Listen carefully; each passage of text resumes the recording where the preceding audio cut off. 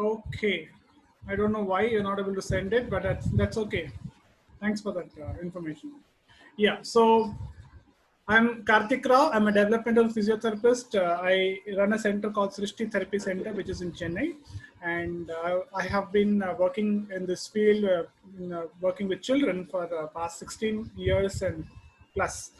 And so, since this pandemic, I have been focusing a lot on parent training and a lot on webinars, because that I thought that this is a good time to reach people, and this is probably the best time to learn as well. I learned a lot in terms of use of technology, and it was a good opportunity for me to put my thoughts in a way that can be presented and discussed with people. And so that's a very brief intro about me, and let us just continue. I have the following request uh, to all of you. Please mute your audio. So if you're not sure how to do that, probably um, you can just look at the bottom symbols, and then you will see that there's an option called mute. Then you can switch off your video, because these things take a lot of bandwidth. And you can type your questions in the chat box after the presentation. Now, there could be two types of questions. One type of question is, whatever I said, it was not clear, or there could be some technology based problems, like I was not audible, it was like distorted, and you want me to repeat. So those comments or questions, you can always put it in the chat box then and there. But there could be some questions which is like related to your child. How do I do this? How do I do that?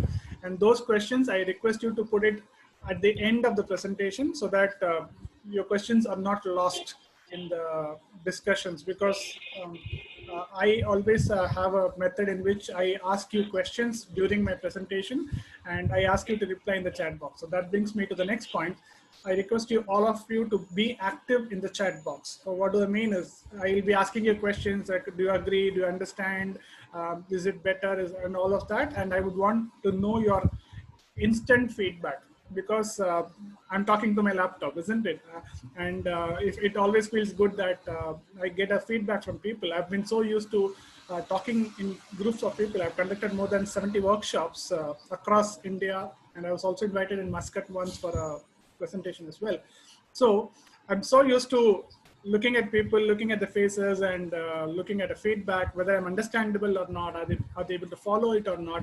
And suddenly I have to talk to my laptop all on my own, without actually knowing whether it's reaching you or not. And the sole purpose of this discussion or this presentation is to make sure that whatever I'm trying to convey, it reaches you. And the best way to know that would be um, getting your feedback on the chat box. Okay. So if you all agree with me, let's start right now. Please type A in the chat box. If you all agree with me that you're going to be active and you're going to interact with me for my questions, please type A in the chat box. I'll try to make it easy for you, okay? I'm not going to ask you to type agree, which is a 5-letter word. We'll go just with A.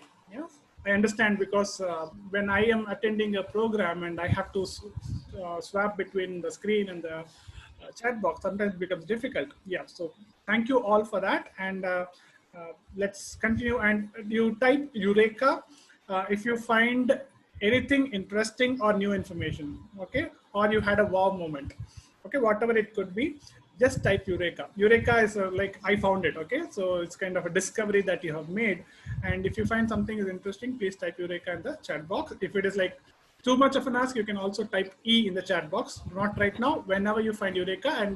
And please, I expect you to be honest with that. So if you don't find any Eureka moment, you don't have to type it. Yeah. So having said that, let's continue with the discussion today. The objectives of this discussion is to look at why we have to spend time on handwriting, why are we spending time on teaching handwriting, okay? And to appreciate the difference between the world of alphabets and the child's real world. So what is actually happening for the child, to know the prerequisites of learning handwriting. Is the child ready to learn? And how do we prepare the child when we talk about pre-writing skills, to before we ask the child to give a pencil or paper to the child, how do we prepare the child?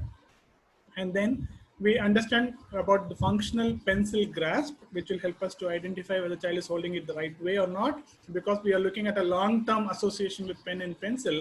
And so the formative stages play a very important role. And then you identify when do you need a professional's help with regard to your child's handwriting, and to know about the common mistakes while teaching handwriting so that we can avoid them in the first place. Many times we do a lot of things assuming that this is helping the child, but it proves to be counterproductive. And so what happens is the child gets into bad habits of writing, and the child may not write without your support, without your hand holding, without your presence and everything, whatever we want. Then it becomes a long struggle. And there are certain strategies which, if we know it definitely doesn't help, we can always avoid it in the first place. Is that clear? Please type C in the chat box.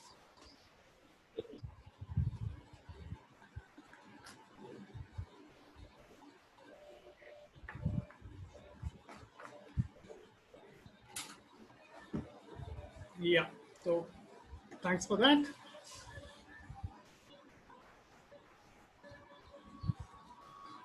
Okay, so why is it important for us to spend time on handwriting? Now we see that the more cognitive energy is spent and the attention spent on the mechanical aspect of writing, the less attention is spent on the content of writing. Okay, if I'm trying to focus too much on how am I holding, or how should I form the alphabet, should I start from the top, should I go to the bottom, should I go from left to right or right to left? Okay, so if I'm spending so much of attention on the mechanical aspect of writing, where to hold the pencil, closer to the tip, away from the tip, I'm not sure, like, should I hold it like this, should I hold it like this? And then what is happening is the child is getting too much engrossed in that, that the child is spending less and less time on the content of writing. Okay, so that makes the child very slow in writing. And whenever you're slow, it means that you're not able to complete the classwork, and the teacher is erasing the board and the child is not able to complete within that given time. And this makes like incomplete classwork, and the child is now, the confidence level of the child goes down with every day because he is not able to complete. Then obviously there sometimes there's a punishment, or sometimes it's like you have to go back home and you have to write all over again, or you cannot take breaks during the school hours, or during the recess time you have to sit and write because you are still lagging behind compared to others. And handwriting is something which is also very important, because we are looking at it also as a way of communication for the non-verbal child. A child who's not able to talk, or who's not able to express his thoughts in a meaningful gestures or words. Then writing could be a very good way of helping the child to communicate. And then what is happening? The child is now having a low confidence level, and the child is not very sure, and so his motivation levels goes down. He's not interested in writing. The moment you give him a pencil, okay, and when I say like him, it's like I always mean both the genders. It's both a he and a she, or a him and a her, but it helps me, and it eases my the way I talk. Okay, and so it applies to both the gender. Just a disclaimer there. And so it affects the motivation level of the child. The moment you give a pencil to the child, he's not interested, and he looks up here and there. He chews the pencil, he breaks the lead, and you see a lot more kind of issues where you think the child is getting distracted, his attention span is low, but in effect the child shows a very good attention span whenever he's interested in some other tasks. Okay, but when it comes to writing, his attention span is poor. So then it is not an issue with attention, it is an issue with motivation. Okay, so is that clear? Are you able to differentiate that, attention versus motivation? If the child has a poor attention, um, the child will have poor attention across activities, okay, across different activities, whether it could be like fixing a puzzle, building blocks, ball catching, it could be across activities. But when the child shows a very good attention, and say, let's say child is interested in drawing and painting, so he's able to sit for 1 hour and he's able to do that with full focus. And then when it comes to handwriting, or it comes to a specific task related to academics, the child is easily distracted. Then it is not an issue with attention, it is an issue with motivation. If that is clear, please type M in the chat box, because there's already a lot of C. I would request you to type M in the chat box if you're very clear with the difference between these 2 points. Okay, attention versus motivation. Now, why am I bringing it here? Is the first time when somebody complains to me about my child has a poor attention span, then that would be my next question. How long is he able to spend on preferred tasks? That is my only question. If a child likes something, is he able to sit and do for a longer period of time? And always the electronics is excluded from that. So I'm not asking about video games, I'm not talking about rhymes or watching television. I'm talking about any interactive physical activity, like I said, about puzzles or blocks, or it could be gardening, it could be coloring, painting, it could be anything. Yeah, so I'm all that is my first question. Is there, how is his attention with regard to preferred tasks? And then when the handwriting is good, it becomes easier for the teachers to correct, because teachers have to correct like 30 papers, 60 papers, and probably if the entire class with different sections, like India's probably very popular for the population. I think the same applies to Japan as well in terms of population. And then what you will see is that she has to correct so many papers, and then the first time, like, when she looks at a paper with poor handwriting, is like it's a like there is a bias which eventually creeps up, that then you don't get enough marks, and then the grading is influenced by legibility. So these are some of the reasons why it's important for us to focus on handwriting. Now we are going to write this. I Yes, some examples for poor motivation versus poor attention. See, the attention is always, we look at its preference, from the preference point of view. Okay, our attention is very dynamic, and it's very, it's there's no one particular way in which you can actually identify attention. Okay, because in attention, it is always, it depends on the mood, it depends on the person with whom I'm going to do it. Because many times it happens, even today morning when I had a session, the girl does not pay attention to the mother. I mean, does not pay attention to writing when she writes to the mother. But in my session, she does that. Okay, and there's some strategies which I'll be discussing with you. But so that is, there are certain things which are actually doing it. So the bottom line is, anytime when you suspect a problem in terms of a skill deficit. Okay, skill deficit means that child does not have the necessary skill, and child is not able to talk, so that's a skill deficit. Child has poor eye hand coordination, that's a skill deficit. Child is not able to use both hands together, that's a skill deficit. Bilateral coordination is poor. Okay, so whenever you have a skill deficit, it is always expressed in so many different situations. It is, for example, I have poor eye-hand coordination. I may have difficulty with writing. I may have difficulty with catching a ball. I may have difficulty with even interacting with any moving object, like popping a bubble, hitting a balloon, or it could be like I'm threading the beads. It could be, so all of these are eye-hand coordination activities. So when a child has a poor eye-hand coordination, it reflect on a lot of areas where this is a common prerequisite. Okay, and so we are looking at that consistency. So when it comes with motivational issues, it then you don't get that consistency. But because at sometimes the child is able to do exceptionally well, he is very good in certain situations, in certain situations very poor, then it is not an issue of skill, it is an issue of, you can talk about attitude, or you can talk in terms of confidence levels, or you can talk in terms of motivation. Is that clear?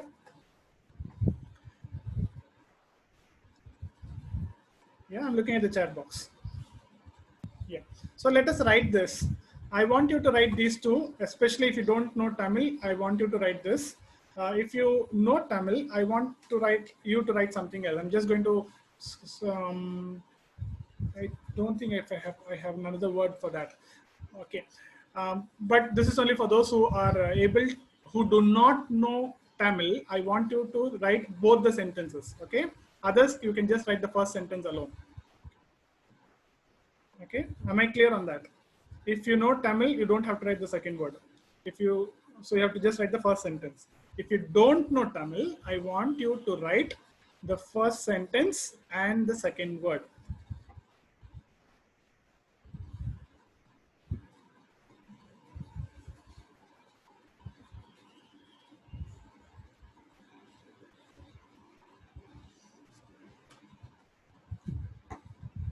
Yeah, Let me give you some time for that, 30 seconds.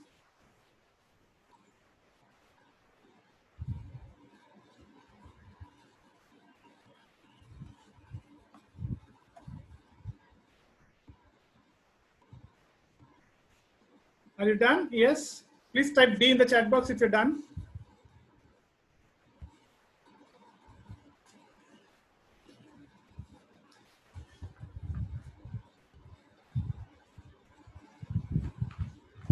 Okay.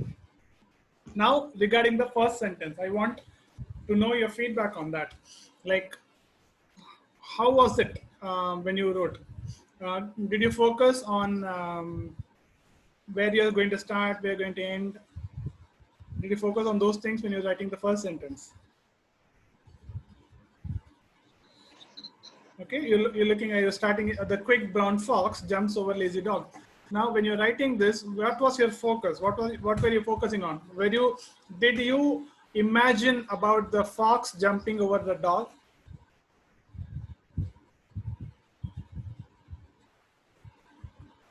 No.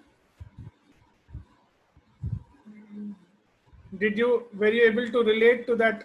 Did you have a vision of the fox, or if you had a vision of the dog, or you were able to immediately recollect with something like a dog in your neighborhood? If you are having your own dog, then that dog's picture came to your mind, or you had seen a fox, or you think about Jungle Book and Mowgli, and it's a wolf story, but you can think of different things that comes to you.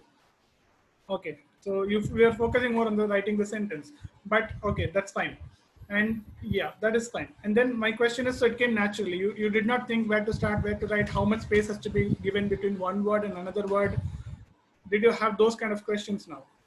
Okay, so how one word and another word, where should I put the dot on top of J?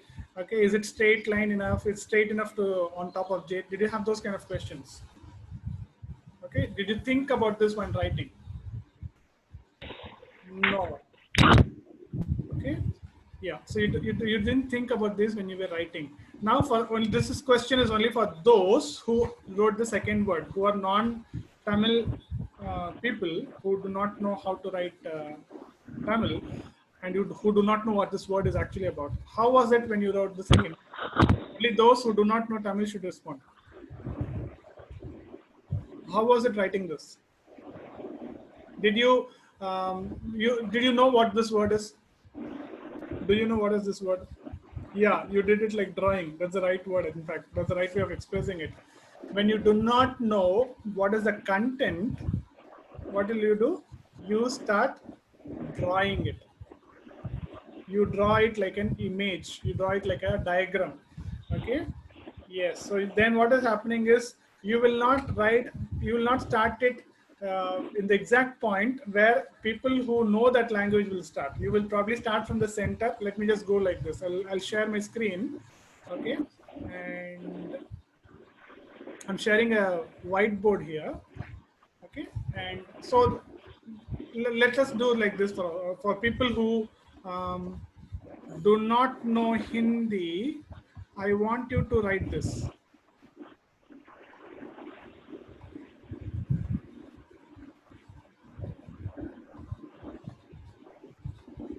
I'm not very sure about the spelling, so I hope the spelling is right. Is the spelling right for this word? But don't tell the word. Anybody can just give me a clarity on that? Yes, right. Okay. So can somebody write this? People who do not know Hindi, I want you to write this. Copy this. Okay. Now, okay, now let us look at this. Now, when I start with writing the word in Tamil, okay, what I had written in Tamil was Tamil. Okay, Tamil was Tamil, and what I've written here is Hindi. Hindi is Hindi. Okay, so when I start writing Tamil, I may start with here and then go up and then come back and then go down and then come and do this. Okay, so if I know the language, I may start from this. Some people would start from here, okay, and then go to the right and then come back and do this. These are all acceptable. But what will happen if you don't know the language? You will start from here, you will make a circle, then you start a line, you join here, and then you connect this and bring it down. Are you able to appreciate this finer difference that I'm talking about? If you're able to appreciate, please type A in the chat box. Or yeah, it looks like the alphabet because eventually you have seen it, you have drawn it, okay, and so it looks like the alphabet. There's no problem with that. But when you look at the child doing it, person doing it, you clearly understand that they do not know what this means. Okay, and this is a very clear indication that this is called segmentation. What is this called? Segmentation. Please type S in the chat box. Okay, segmentation. Segmentation is I'm breaking one particular alphabet into segments and then I write it. So when I have seen many people write like this. You write E. Many children. Okay, they write like circle and then they come down with E. Okay, or sometimes G. They make a circle here and then like this. Okay, that's how they write G. Okay, so these are all. In the end product may look fine, but if you see them writing, you will be able to understand that they actually did not get how to write it. Is that clear? Okay, so let me go back to the presentation. And so what is happening here is when you know something, you're able to write it faster. You're not thinking about where you start, where you end. But when you do not know the language, you start drawing, which means drawing is going to take a longer time for you to write. You're going to be more segmented.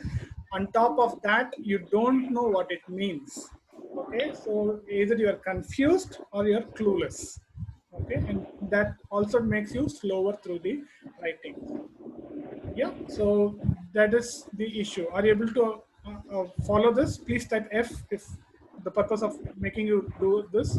Please type F for follow if you're able to follow what I said just now. Yeah.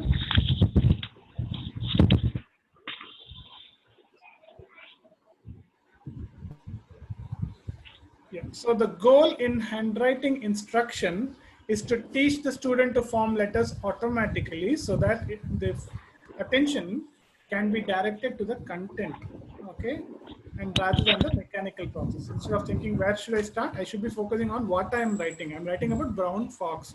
Okay, even if you're not able to imagine, at least you're able to read the word brown, you're able to read the word fox, and then you are able to just write it just like that without thinking about where should I start B, where should I go, if it is O, should I go clockwise or counterclockwise. You're not thinking on those lines. Okay, so that is what we are looking at. There are two forms of writing. One is a print writing and cursive writing. And when you talk about print writing, it is more legible, it's easy to write, and simple movements, it resembles book print. So it's easy to relate to what you're reading and what you're writing. And it's required on documents. I think nowadays it's being taken over by the computer printer. And then it's preferred for people with poor vision or motor skills because now you can focus on one alphabet at a time. You don't have to join them. And there's a decreased reciprocal movements. The movements do not like go and come back. When you write C, let me just again share that with you. So when I'm writing C in cursive, it goes up and then comes back, goes down. Okay, so this is a reciprocal movement. You go forward, you come backwards, so it's a kind of a reciprocal movement. Okay, so those kind of things are not there on single on the print writing. But whereas when you look at cursive, cursive is faster. It is perceived as a whole because it is continuous and decreased reversals. Because you now one of the reasons for reversal is many alphabets are mirror images. Okay, for example, I share my screen again. If I write B and if I write D, they are mirror images. Okay, and so when you look at the mirror, they are left and right. They are the mirror images. Now cursive B and cursive D are different. So cursive B is going to be like this. Okay, sorry, I should not be joining it. And cursive D should be like this. So they are not mirror images. Okay, so you will not have reversals when the child writes cursive, and probably this is the reason many schools in India have opted for writing cursive for even for the lower kindergarten, which is not a very good practice. We'll discuss why later.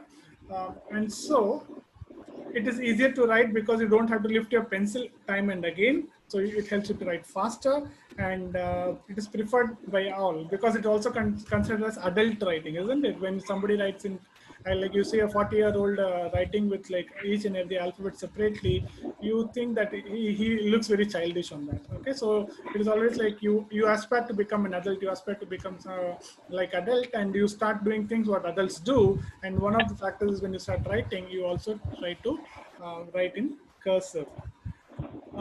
Can you tell me one problem that you will find in print writing which will not find in cursive? I gave you the example of reversal. There is one more problem which you see in print writing, but you will not see that in cursive writing. What is that? Any guess?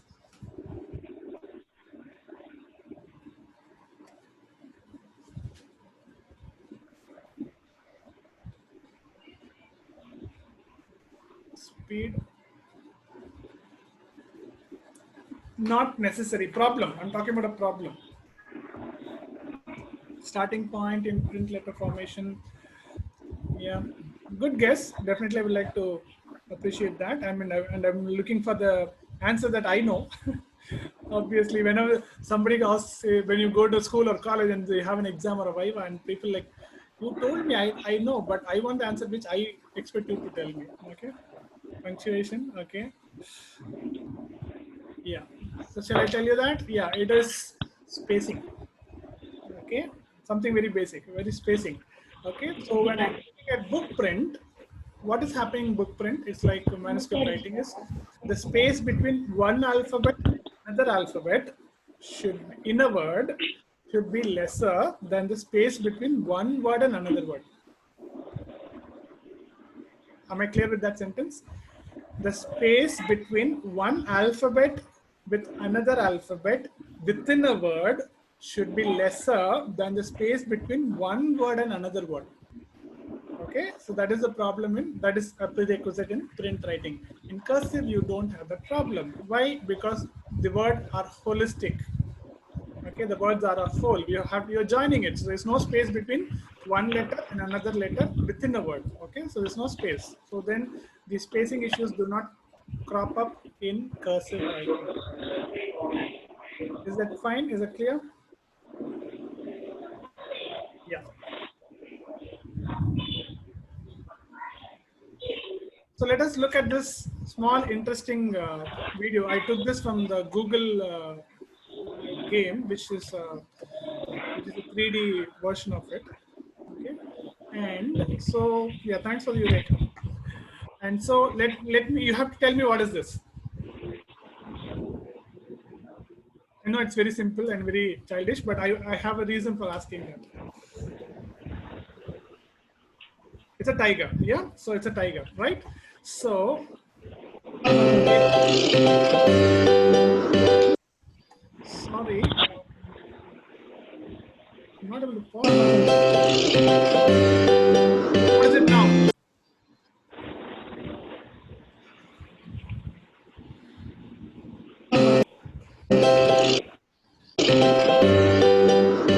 What is it now? Earlier you said it is tiger. What is it now? It is tiger. Yeah.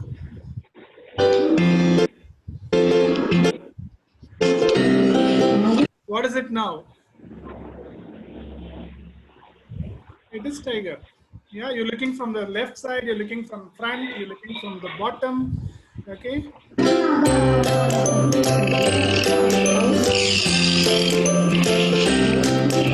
What is it now? It is still tiger. Yeah.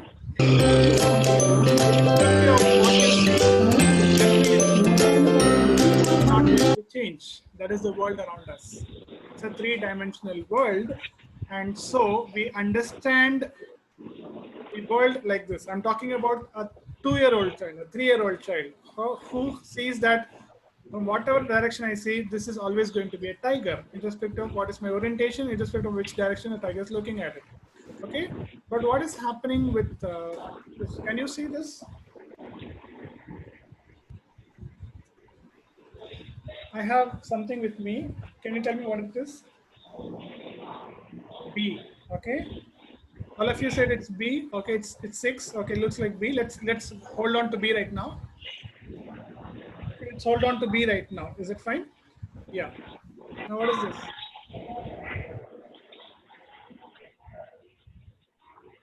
What is this?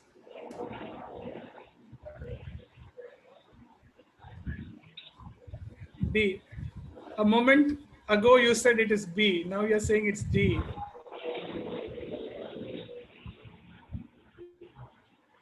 What is this now?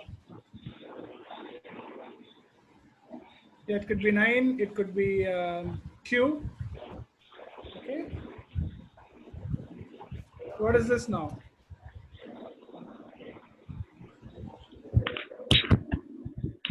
It's a P. Yes.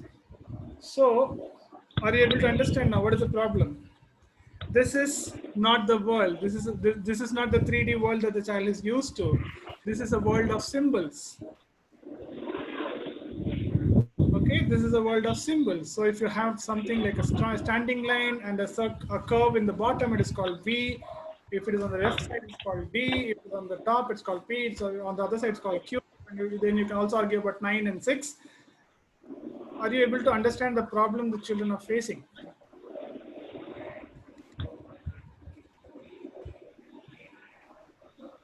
Yeah. So till that time, till they reach a school, they have so used to the three-dimensional world, and then once they reach the school, and then you say no, you say B. No, just now you said D, but now you're saying B. How can it be? And then you say no, this is P. No, no, no, this is Q. Okay, so this has becoming very difficult for children. Okay, and so it's something that we have to be aware of. Okay, and then we can discuss how we can work on it. So this is a slightly at an abstract level. Okay, the children again there are some limitations. If the child has some delays, then this becomes a much more difficult thing for the child to understand.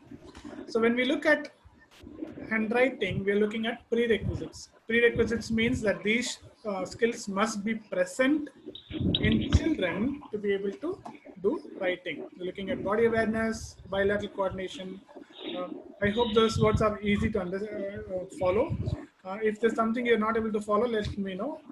Visual perception is how I'm able to see and how I'm able to understand. Eye-hand coordination. Postural control is more to do with balance. The sitting stability, balance.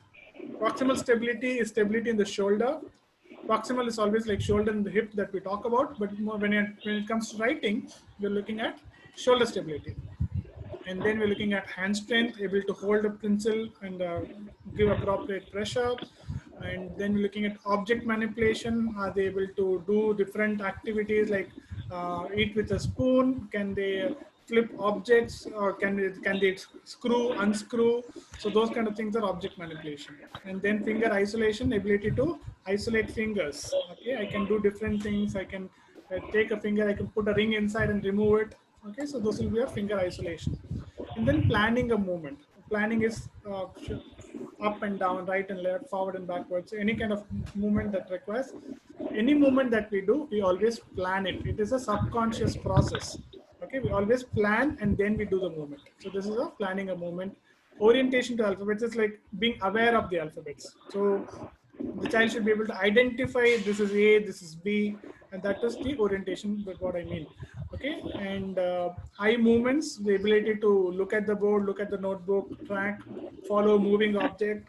All of this is important for writing, and attention as well as memory. So these are the prerequisites for writing, which means if the child has not got those things, the child is not ready to write. Okay, and one of the most important thing that I would like to highlight here is the orientation to alphabets. If the child is not able to identify what that alphabet is, there is no point in proceeding with writing. Okay, I see this as a very common issue with many parents or children, is that They start focus a lot and give a lot of emphasis on writing, but the child is not even able to identify that alphabet. And what is happening is the same thing that what happened to you when I asked you to write Hindi or Tamil, when you did not know what that alphabet was. Okay, now my question to you is, when you do not know a language, when you do not know that alphabet, I asked you, I showed you something on the screen. I asked you to write it, and you were able to draw it, and you were able to complete it, and the end product looked very neat. That is fine. Can you write the same word now without looking, when you do not know the language? Can you write the same word now without making any mistake, without looking at it?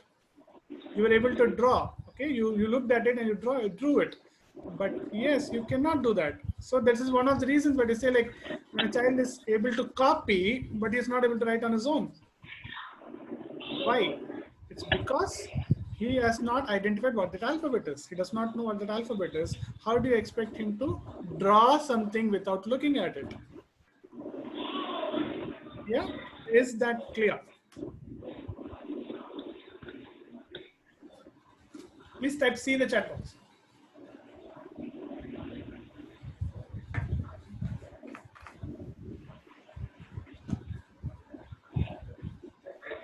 Yeah, thanks for the Eureka and Ease. Thank you very much. So we're also looking at some pre-writing skills, which means, like, is the child able to hold a pencil, is able to move the pencil fluently. And so one of this, which I'm going to share with you, is something called as the Madman song. Okay, the Madman song is, I'll just show you the video, and then we can get it.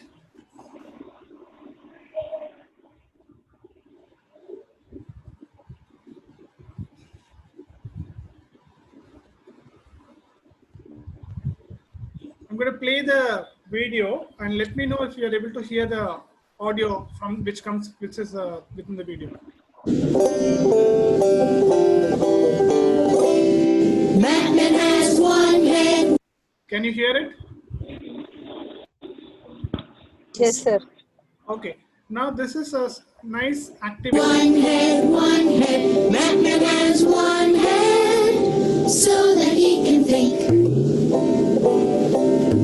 Madman has two eyes, two eyes, two eyes. Madman has two eyes, so that he can see.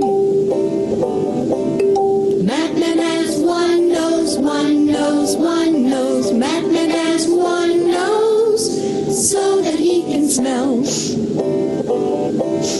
Madman has one mouth, one mouth, one mouth. Madman has one mouth, so that he can eat. Madman has two ears, two ears, two ears. Madman has two ears, so that he can hear. Listen.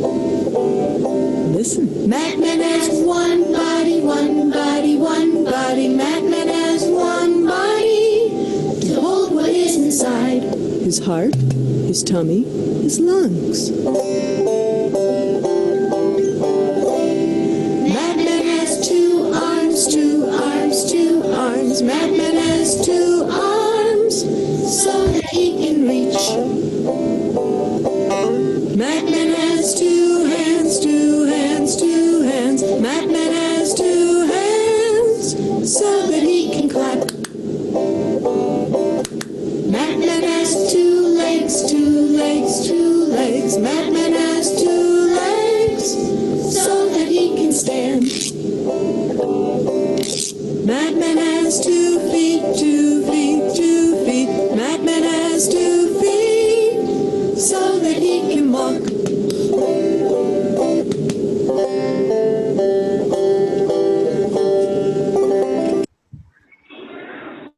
Yes, so this is an activity which is given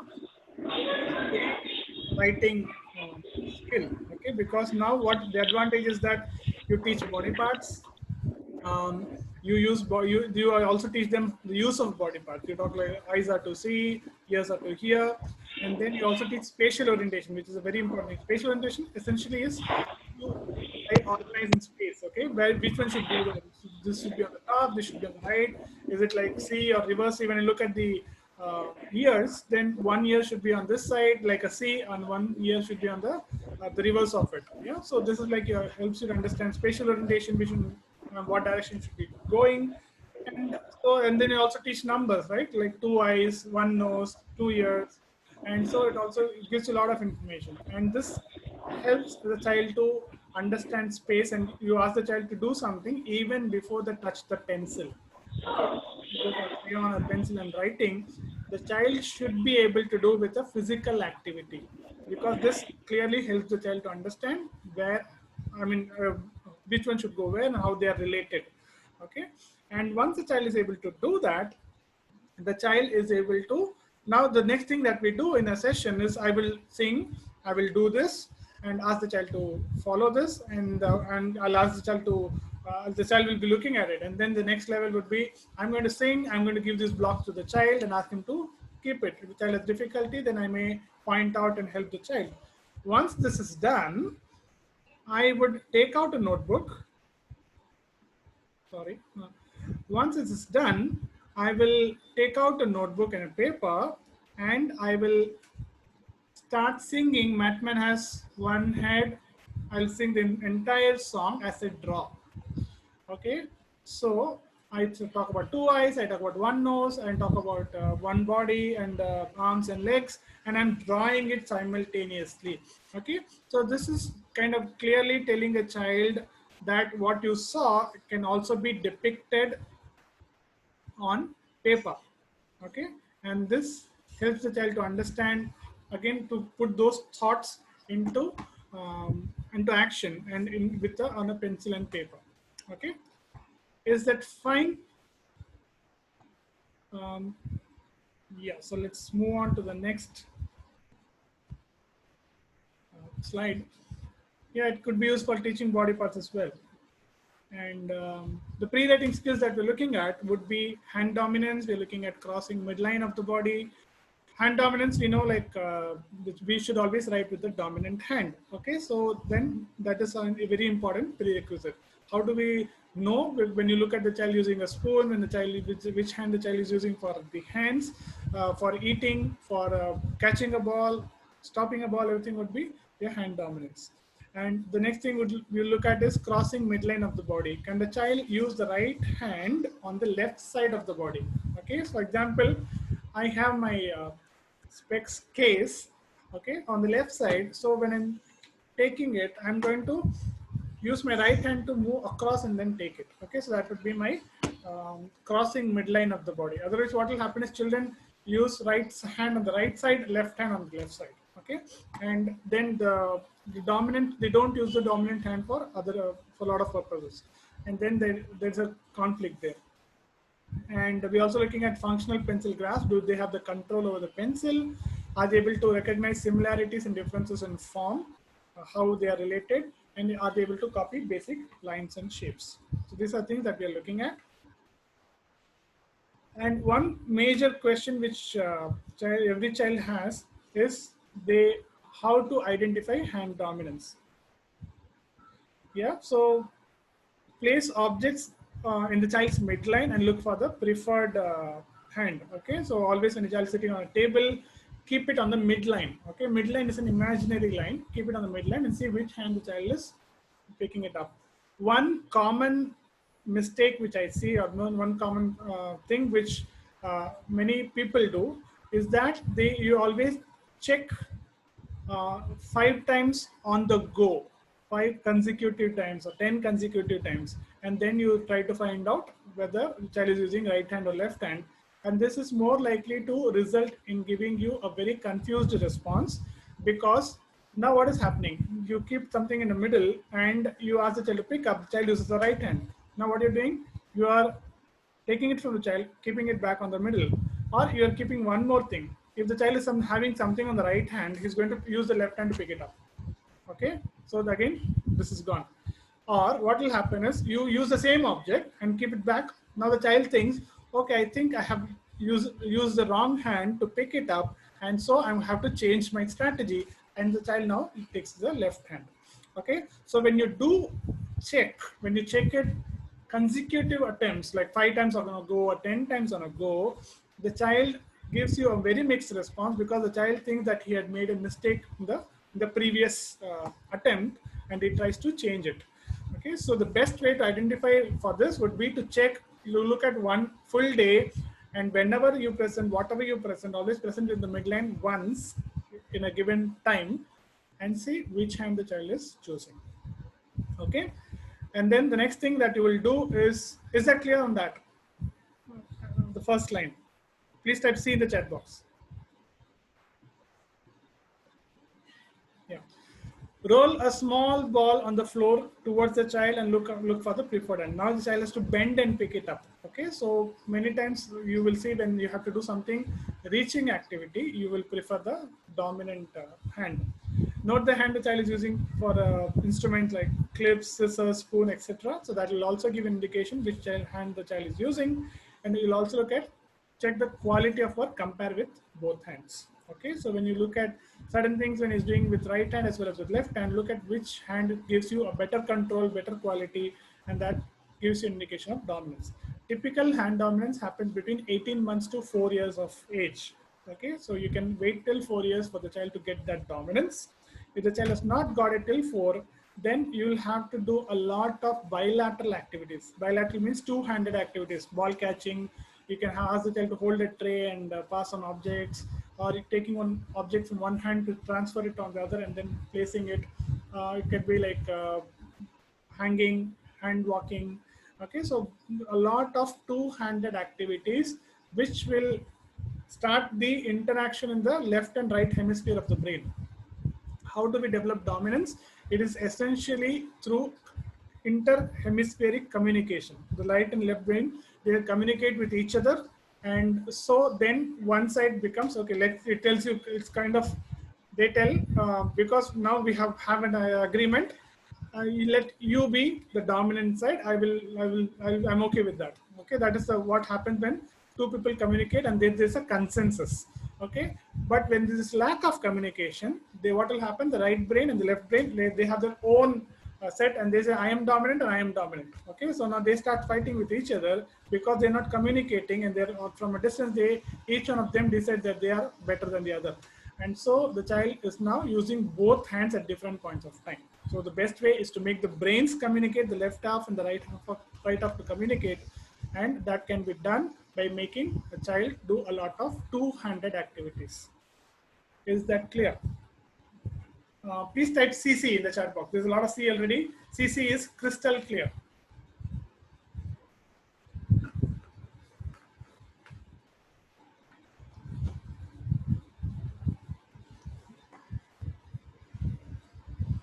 Okay, thank you. The next thing that I want to share with all of you would be about the use of muscles, the intrinsic and extrinsic muscles. When we start writing, we are actually not able to see. We have two sets of muscles. When you look at the hand, okay, there are two sets of muscles. One set of muscles, as you can see in the picture, the extrinsic muscles, they start from the elbow and forearm and then go to the fingertips. Okay, they start here and they go all the way to the hand. Okay, so this is called extrinsic. Extrinsic means external.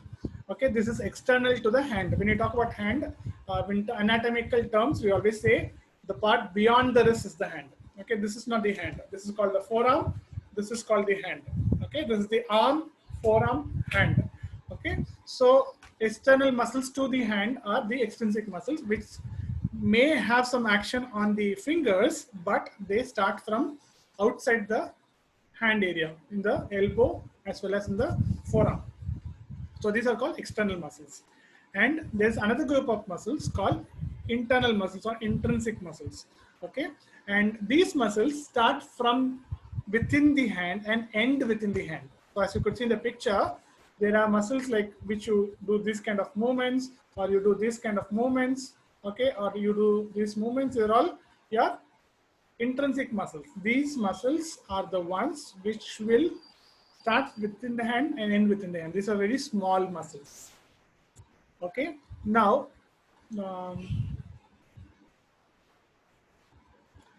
we have these. We have to understand the properties of these muscles. The external muscles are the ones which will um, which is bigger, okay, because they have to travel a long distance, they are bigger, and so they take up a lot of energy, okay, because you need more blood flow, you need more ATP molecules, you need more energy to actually do that, use that muscles. So these muscles are meant to be power muscles, okay, these are muscles are meant to be for forceful activities like hammering, okay, holding something, hanging, okay, these are muscles which are supposed to be for power muscles, okay, and whereas the intrinsic muscles, which are tiny muscles, are very small, so they don't need so much of energy, okay, and so they don't need so much of blood supply compared to the external muscles, and so these muscles are supposed to do finer movements, okay, for smaller movements. So, and when you spend less energy, you will be able to sustain for a longer period of time. When you spend more energy, you become tired very easily, okay. Is that clear? Please type T for tiring, okay, T. When you use big muscles, you become tired very easily, and so the child will start complaining of pain, because instead of using the hand muscle, the intrinsic muscle, which muscle are we going to use for writing? We are going to use the intrinsic muscles for writing, but the child is writing with, when you see the child writing, you will see the child uses the extrinsic muscles, the wrist muscles, okay, and therefore the child starts feeling. I mean, the child will get tired. The muscles will get tired easily, and the child will start complaining of pain. I see somebody raising hand. If there is a question related to what we have done, then please put it in the chat box. Okay, so which muscles are we supposed to use for writing? It is the intrinsic muscles and not the extrinsic muscles. The intrinsic muscles, you're able to write exam for 3 hours together. Okay, when you reach 10th standard, 12th standard, or even for lesser classes. Okay, but when it comes to power activities, you cannot do more than 5 minutes. Okay, and then you need to take a break, and then you're able to do it. Okay, so whenever a child complains of pain while writing, the first thing that I always check is, does this child use extrinsic muscles? Okay, and so how to make sure that the child is using the intrinsic muscles and not the extrinsic muscles is by making sure that the wrist is in extension. Now when I look at the wrist, this is my wrist in neutral position, this is flexion or bending, this is extension or stretching, okay, or you can call the reverse of bending. And so the wrist must be in extension to be able for me to use my intrinsic muscles, to be able to use the short muscles. If the wrist is in flexion, these muscles are at a disadvantage and the bigger muscles start taking over. Okay, so this position affects finger mobility, because if I'm here, I can do a lot more thing with my fingers compared to here, where my movements are restricted. I'm not even able to touch finding it very difficult to touch my little finger with my thumb when my wrist is in flexion. But when my wrist is in extension, it becomes easy. You can probably just try it out. Okay. So then you develop a hook grasp. A hook grasp means where you bend the wrist and then you start writing. The movement happens at the wrist or at the shoulder level. Okay, and this means that you're using the extrinsic muscles, and the child starts complaining of pain and not able to write for a long time. The child also writes big, because when you use bigger muscles, you have to make a larger movement, and the child's writing is big. And you also see that by minimizing lifting wrist, you're able to get that nice wrist extension. And wrist extension is a lot more functional. If I have to hold something tightly, I cannot hold it when the wrist is in flexion. This is not a way I can hold tightly. Okay, somebody can easily take this out of me when my wrist is in flexion. But if I am holding it with my wrist as an extension, I can get a very good grip on that object. Okay, so wrist extension is functional. Am I clear on that? Please type C in the chat box. Yeah. So we look at the red flags and then we wind up the session today. I mean, in the sense like we stop the presentation and then I can take your questions. And if you have some more questions, I mean, we can have a part 2 of this presentation so that we can make it much more helpful. And those who are not able to join today, probably you can have this video available and they can see this video and then they can join the next batch as well. Okay, is that fine with all of you? shall we continue after these two slides? We make it as a part 2 of this discussion next week.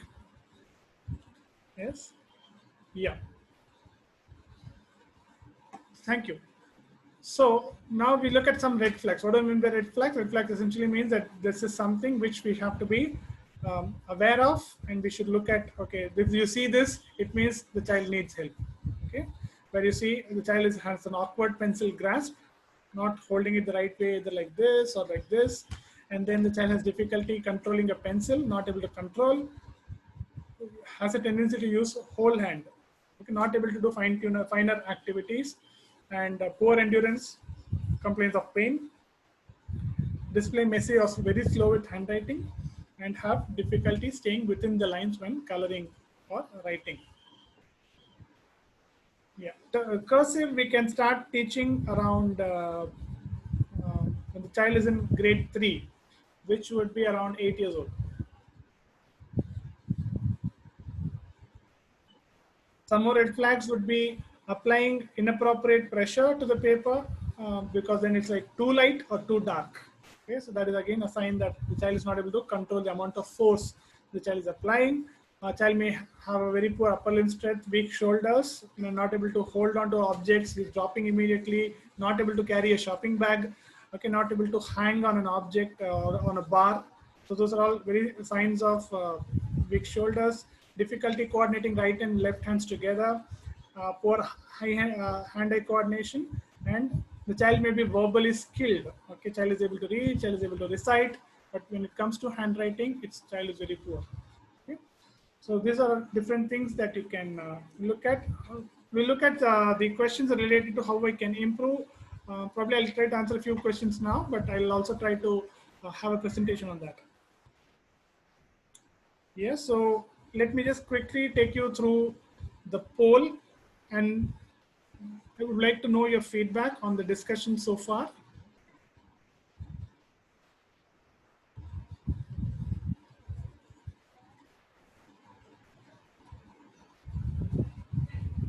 Just give me a minute.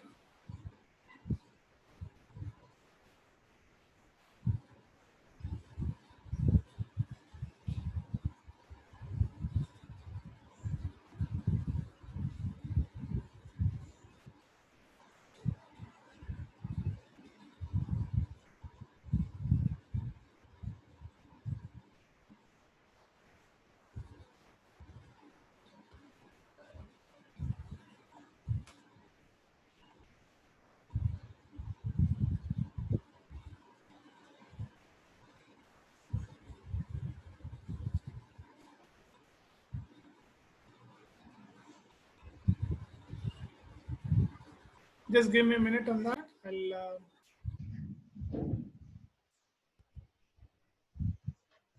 Yes. So you learned something new today. 97% say yes and 3% say no. And regarding the rating, I see 3% as poor, and 46% of you say 4, and 51% say 5 plus. Yeah, so which means like 97% are happy with the session. So thank you very much for the feedback. As I think the no would have come from a therapist. Uh, and my programs are meant for parents. So if you had that misconception that this is for therapists, then probably uh, I understand the feedback that you have given, and probably I'm sorry I didn't mean to have such a issue. Yeah, so thank you very much for the feedback. I'm extremely happy with the feedback as well, and if it has reached more number of people, we'll continue with the second part of it, so that it is we don't overly load you with too much of information, and we have something to carry over whatever you understood, and we can use it in the next session as well. I'm going to make this video available for people so that they can watch it if they're not seen the first session, and then they can join for the second session. Okay, so having said that, let me stop the recording, and